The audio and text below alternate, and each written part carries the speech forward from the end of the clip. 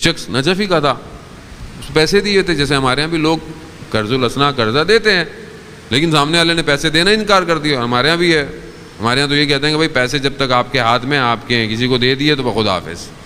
یہ کتنی غلط بات ہے. یعنی آپ خود سوچیں کہ مسلمان معاشرے میں یہ بات ہے. میں جب بھی آتا ہوں اکثر لوگ بڑی شکایتیں کر رہے ہوتے ہیں باقی ممالک میں، یار ہم مومن سمجھ کے، اپنا بھائی سمجھ کے ہم نے مدد کی تھی مگر پیسہ واپس ہی نہیں آ کے دے رہا. تو یہ غلط ہے. تو وہ شخص نے بھی دیے تھے، پیسے واپس ہی نہیں آئے، پیسے اچھے خاصے تھے. تو کسی نے کہا کہ فلاں عالم کے پاس جائیں، وہ شاید آپ کی مدد کریں. وہ عالم دین کے پاس گئے، ان سے کہا کہ میرے یہ پیسے ہیں. تو ان کا اچھا تم فلاں دن درس پہ آنا، وہ شخص جس نے تمہارے پیسے دینے وہ بھی درس پہ آتا ہے، تو میں اس میں کچھ بیان کروں گا.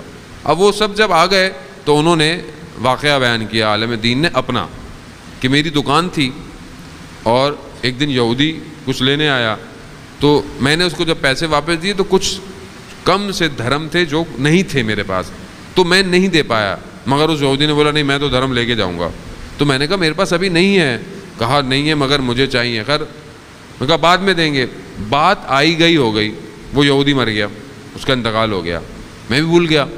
کہتے ہیں میں رات کو سو رہا تھا، میں نے خواب میں دیکھا کہ مجھے فرشتے جنت کی طرف لے کے جا رہے ہیں. اب صراط سے جب گزرے تو ایک طرف جہنم ہے، گزرنے لگے تو اچانک سے وہی یہودی اس آگ میں سے باہر نکل آیا اور اس نے میرا راستہ روک دیا.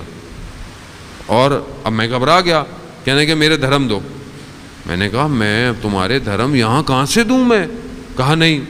میں نے بہت التماس کی کہ چھوڑ دو مجھے جانے دو. میں نے ملائکہ کو کہا کہ بھائی اس کو ہٹاؤ. کہنا نہیں، یہ ہمارا جو دنیا کا تمہارے معاملات تھے تمہیں دنیا میں طے کر کے آنے تھے، ہم آگے نہیں لے کے جا. اب میں کھڑا ہوا ہوں، اب وہ چھوڑ ہی نہیں رہا یہودی. تو میں نے اس سے بہت کی کہ دیکھو ابھی مجھے جانے دو، کچھ کر لو. تو اس نے کہا میں ایک شرط پہ، یہ جو میری آگ میں جو جل رہی ہے انگلی، یہ میں تمہارے سینے پہ لگانا چاہتا ہوں. آپ کو میرے پاس کہتے ہیں چارہ نہیں تھا. میں نے کہا اچھا لگا لو. کہا اس نے اس انگلی کو جب میرے سینے پہ پیوست کیا تو اس کی شدت نے میرے سینے کو جلا دیا، اور اسی حالت میں اٹھ گیا.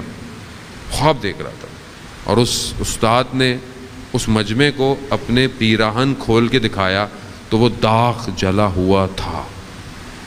کچھ دھرم، کچھ سکے، کچھ روپے، کچھ چیزیں چھوٹی چھوٹی یہ پھنس جائیں گی، نکلنے نہیں دیں گی.